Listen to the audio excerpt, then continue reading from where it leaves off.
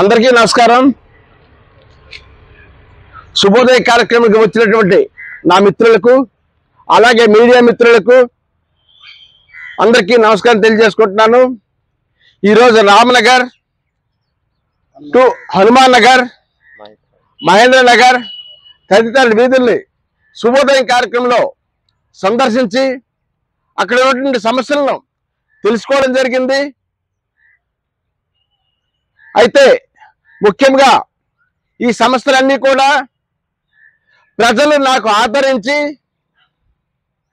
ఆ దేవుడు భిక్ష పెడితే తప్పనిసరిగా పాతపట్నం మేజారి పంచాయతీలో విజయం సాధించి ఈ సమస్యలన్నీ క్లియర్ చేస్తామని ఇక్కడ ఉన్నటువంటి ఉజ్జుడమ్మ సాక్షిగా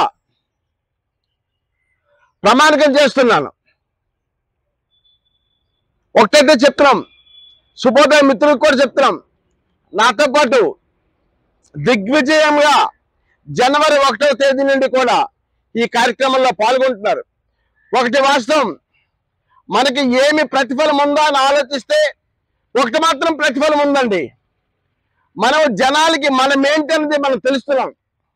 ఈరోజు ప్రెస్లో కానీ పేపర్లో కానీ పేర్లు రాకపోవచ్చు, కానీ మన ఫొటోస్ మన స్టేట్ ఇండియా మొత్తం ఫేస్బుక్లో యూట్యూబ్లో మన ఫేసులు కూడా వెళ్తున్నాయి.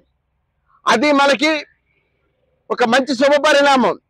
ఎందుకంటే మనం పుట్టామంటే ఒక మంచి కార్యక్రమం చేయడానికి ప్రారంభించడానికి మనం స్టార్ట్ చేసాం.